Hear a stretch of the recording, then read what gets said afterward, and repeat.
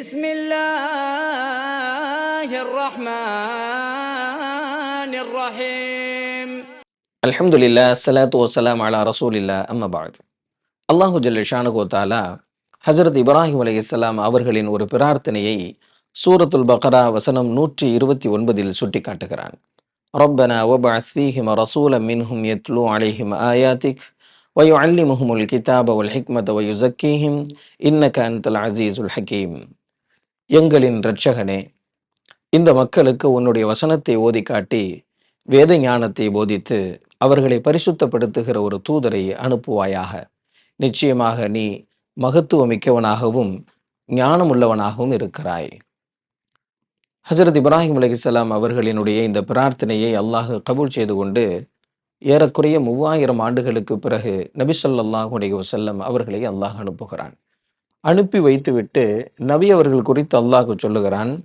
சூரத்து ஆல இம்ரான் வசனம் 164 சொல்கிறான், லக்து மன்னல்லாஹு அலல் முஃமினீன இஸ் பஅஸ ஃபீஹிம் ரசூலன் மின் அன்ஃபுஸிஹிம் யத்லூ அலைஹிம் ஆயாத்திஹி வயுஸக்கீஹிம் வயுஅல்லிமுஹுமுல் கிதாப வல் ஹிக்ம வ இன் கானூ மின் கப்லு லஃபீ ضலாலின் முபீன். நிச்சயமாக அல்லாஹ் விசுவாசம் கொள்ளக்கூடியவர்களின் மீது அருள் புரிந்து விட்டான். அவர்களிலிருந்தே ஒரு தூதரை அவர்களுக்கு அனுப்பியதன் மூலமாக அவர் அந்த மக்களுக்கு இறைவனின் வசனங்களை ஓதி காட்டி அவர்களை பரிசுத்தப்படுத்தி அவர்களுக்கு வேத ஞானங்களை போதிக்கிறார். நிச்சயமாக அந்த மக்கள் இதற்கு முன்பு பகிரங்கமான வழிகேட்டில் இருந்தார்கள் என்பதாக சொல்கிறார். ஹஜ்ரத் இப்ராஹிம் அலைஹிஸ்ஸலாம் அவர்கள் கேட்ட அந்த பிரார்த்தனையை சற்று கொஞ்சம் மாற்றி அல்லாஹு ஜல்ல ஷானுகு தஆலா நபி ஸல்லல்லாஹு அலைஹி வஸல்லம் அவர்கள் குறித்து கூறுகிறார். ஹஜ்ரத் இப்ராஹிம் அலைஹிஸ்ஸலாம் அவங்க என்ன கேட்குறாங்க அப்படின்னு சொன்னா, வேத ஞானங்களை போதித்து பரிசுத்தப்படுத்தக்கூடிய ஒரு தூதரை என்பதாக கேட்டார்கள்.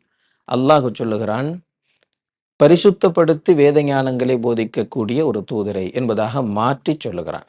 இந்த சின்ன மாறுதலில் என்ன வித்தியாசம் இருக்கிறது என்று சொன்னால், நபி ஸல்லல்லாஹு அலைஹி வஸல்லம் அவர்களினுடைய 23 ஆண்டு காலத்தில் முதலாவது 13 ஆண்டு காலம் மக்களை பரிசுத்தப்படுத்தும் பணியிலேயே ஈடுபட்டார்கள். அதற்கு பிறகுதான் வேத ஞானத்தை நிறைய கற்றுத்தந்தார்கள். இறைவனின் வசனங்கள் அதிகமாக இறங்கியது.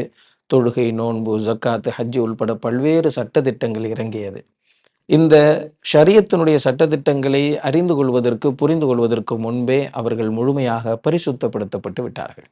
அதனால் ஹஜ்ரத் இப்ராஹிம் அலைஹிஸ்ஸலாம் அவர்கள் கேட்டது, வேத ஞானத்தை கற்றுத்தந்து பரிசுத்தப்படுத்தக்கூடிய அல்லாஹ் அனுப்பியது பரிசுத்தப்படுத்தி வேத ஞானத்தை கற்றுத்தரக்கூடிய. ஆக முதலில் மனப்பரிசுத்தம், பக்குவம் வேண்டும். அதற்கு பிறகுதான் மார்க்கத்தினுடைய அறிவார்ந்த சட்டதிட்டங்களை தெரிந்து கொள்ள வேண்டும் என்கின்ற ஒரு அடிப்படையை அல்லாஹ் இங்கே இதன் மூலமாக குறிப்பிடுகிறான். அஸ்ஸலாமு அலைக்கும் வரஹ்மத்துல்லாஹி வபரகாத்துஹு.